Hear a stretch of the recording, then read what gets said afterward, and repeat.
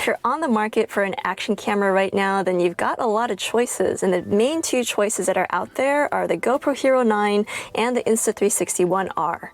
We have both cameras. We've done a lot of testing with both cameras. So in this video, we're going to talk about some pros and cons for both cameras. That's right, and these cameras are actually pretty different, so you cannot do a clear-cut comparison with a clear winner. It's not black and white. We see strengths in both, and in fact on the upcoming trip we're going to film a lot. We're taking both with us. So for the first point is modularity. Both cameras actually are modular. We'll let Martin talk more about how GoPro is modular, but with Insta360, the whole selling point of this camera is that it comes in different pieces and you have 3 different lenses you can attach to the camera, and that really extends the functionality of what you can do with a single camera.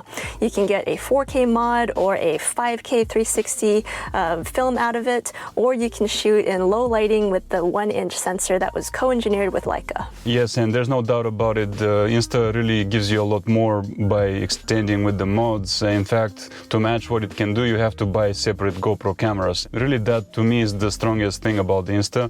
GoPro does allow you to extend it, for example, with the media mode, which makes it more vlog friendly, or you can add another lens which makes it more stable and more wide angle and things like that, but those are not quite full-on different camera out of it.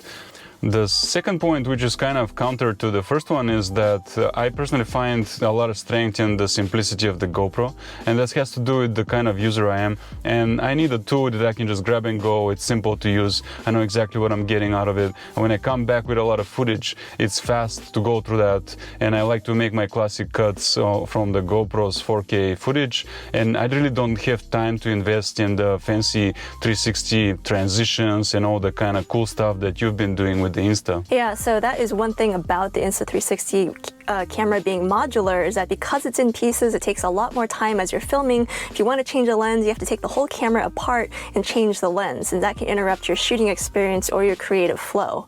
But it does allow you for more flexibility while shooting, so it's kind of a trade-off. And then we also get into the editing aspect of it. So after you're done editing your video, especially that 360 video, then you have to put that footage into a different editing software to further get more capability out of that video. So there's the Insta360 app on your phone. There's also the Insta360 Studio. Insta360 recently had a firmware update that allows you to import that footage directly into either Premiere or Final Cut and edit it directly without going through a third-party software. But it's still kind of buggy and it's not really the most flawless workflow so far. So as of right now, you still have to use third-party software to edit your video. And that can be annoying if you'd rather just go straight into your editing software of choice. But the editing software is great if you want to do quick creative edits, because especially that Insta360 phone app, there's a lot of nice edits you can do if you want to quickly edit a video, add some creative effects, and upload directly to TikTok or Instagram. That's right. So it really depends on what kind of user you are, what your end product is. Personally, I find the simplicity a strength. The thing about the GoPro, though, is that you basically have to put it away when you enter a low light situation, and that does disrupt your filmmaking a lot, and a big reason why we're bringing the Insta on the road next few weeks. Yeah, with that GoPro Hero 9, it is a slightly bigger sensor and everything, but the low light still sucks. Like after the sun goes down or even during sunset, like the film quality still really isn't that great. So that's where Insta360 really shines. If you use that 1-inch lens mod, if you stick that on the camera, then you can shoot in not pitch black dark, but you can take it a lot further in low lighting scenarios than you can with a GoPro. And we have some footage where we compared it to shooting with a Fujifilm.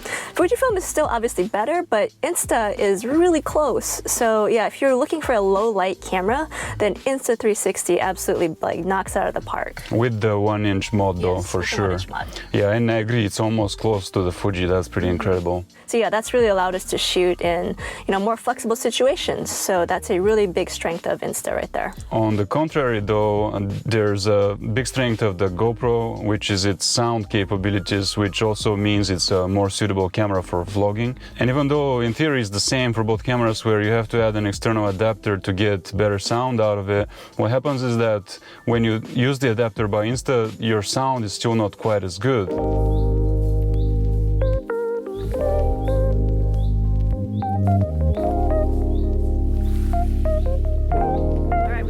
Road Video Micro on top of the GoPro. It also has the windscreen on top, which you can probably see a touch of it there.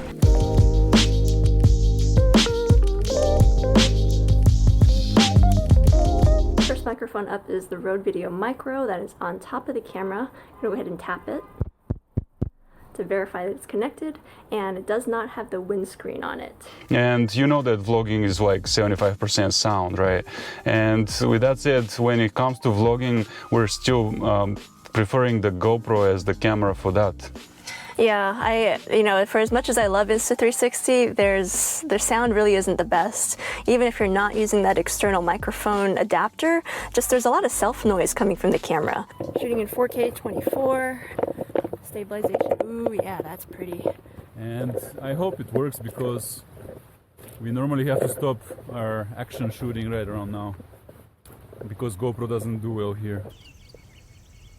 And so that's something that they definitely have to keep working on. It's something that they did improve with their recent firmware update, but there is still some work to be done with their sound.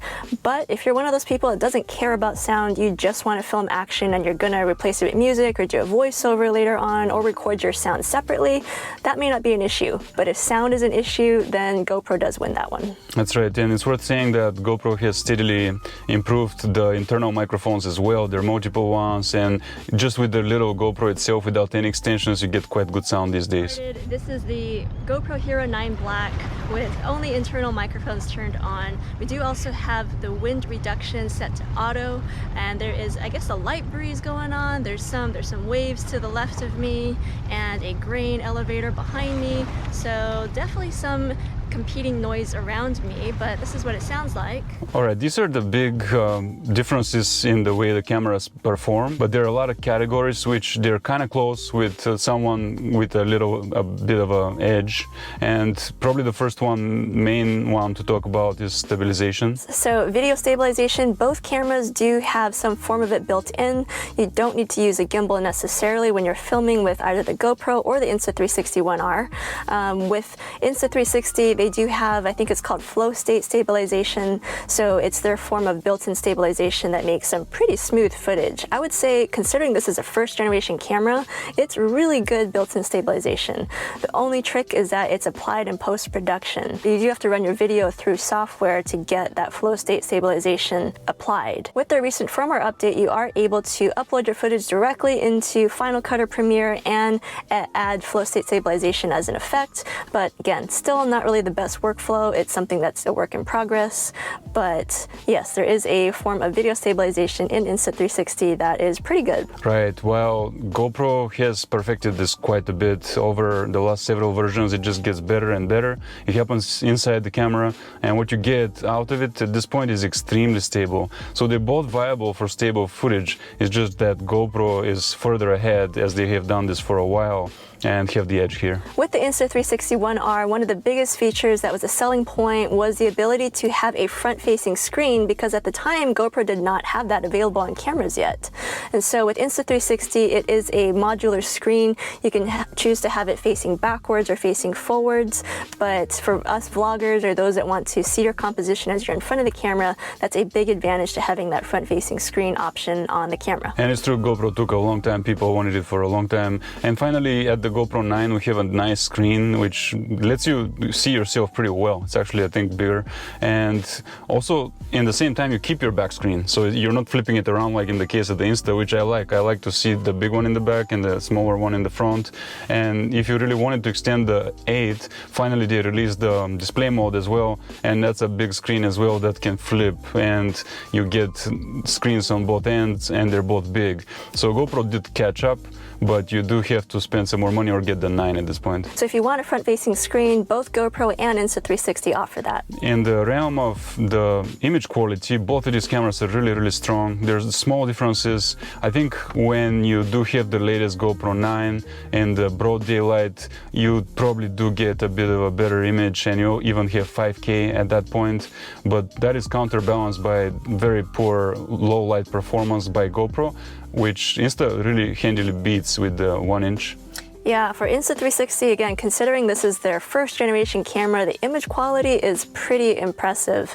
And it's especially true in low lighting when you're using that 1-inch sensor. There are several different lens mods, and so if you're using that basic lens mod, you're only getting 4K, but you can get 5K video also out of the Insta if you're using the 360 mod or the 1-inch sensor mod. There's a comparison point which is a big flaw in the case of the GoPro, and that is the bugs. We've complained a lot about them in this channel. They're very frustrating and disruptive to your workflow, and GoPro freezes a lot, it won't start often, and sometimes like destroys your footage. Well, I hate to be the bearer of bad news, but Hero 9, you see that. So we were filming and I tried to stop filming, and now it just kind of bugged out. You can see things, The timer is not going. Yeah, something happened here. That's been happening with the Hero 7, 8, and 9 that we've tried, but it was really refreshing to use the Insta360 One R because I didn't find a single bug when I was filming with that camera, so we never had a problem while filming. So yeah, it's just better made, I guess. The software is better on the Insta360 so far. Yeah, how amazing is that to turn on the camera and it actually starts? I know, I was actually amazed. I was waiting for bugs and it never happened. So for a first generation camera, that's great job. It's great, yeah. Though sometimes in the actual footage you see a little bit of a glitch here and there where they try to stabilize or do some kind of post-production on the action footage and you see it warped a bit or just kind of glitch a little. GoPro is a bit smoother with all that stuff. After all the features we mentioned, it's worth taking a look at the prices of these cameras, and at the first glance it looks like the GoPro is cheaper with the flagship GoPro Hero 9 at $450 or so. However, once you dig under the surface, it actually is not that simple. With Insta360, it depends on which combination of mods you want because they come at different price points. So if you get the Twin Edition, that's the most common one. It comes with the 4K mod plus the 360 mod. It's $479. So you get a regular camera plus a 360 camera for just a little bit more than just the GoPro by itself. If you want that 1-inch mod, then it comes in at $579. So that is a little bit more expensive. Though it does increase greatly the low light capabilities. So when you do the math, you actually get more out of purchasing an Insta for a bit of a higher price.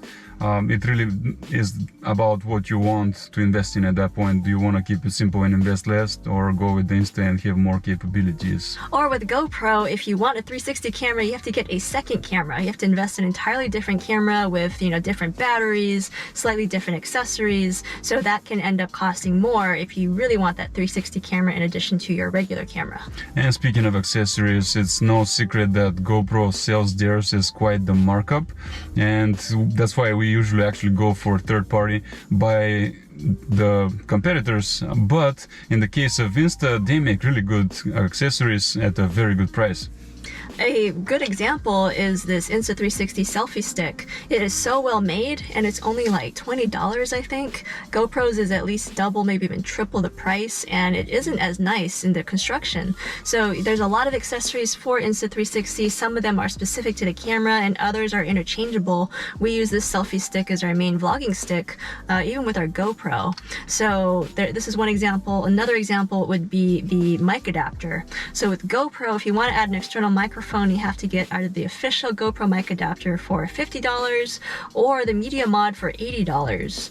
With the Insta360, you also have to get a mic adapter, but that one's only $10. So their prices are definitely a lot more competitive and more affordable. So that's a wrap. Both of these cameras are very impressive. We like both of these cameras and we use both of them. The Insta is a very welcome new addition to our shooting arsenal. And when we go on our next trip, we're going to have both cameras with us. So what are we going to use each of them for?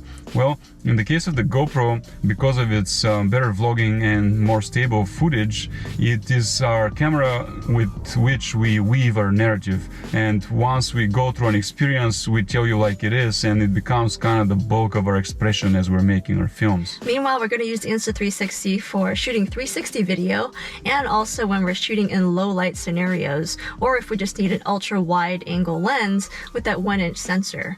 So, in conclusion, it really is like if you intend to vlog with an action camera, then GoPro is a lot better suited for it at this point. I think Insta360 has a potential in the future, but as of right now, GoPro sound in particular is just really, really good. And if you are looking solely for an action camera, however, and sound is not an issue, then you can really choose between the two. You have more of a choice. You can go either the GoPro route or the Insta360 route, depending on your budget and just what kind of footage you want to get out of your camera. That's right. And if you you do get an Insta, you get to do more in post-production and cool special effects and stuff like that. With GoPro, you keep it simple, and you do know that your Insta is always going to turn on when you press the button. Exactly. Yeah, so basically there is no clear-cut winner.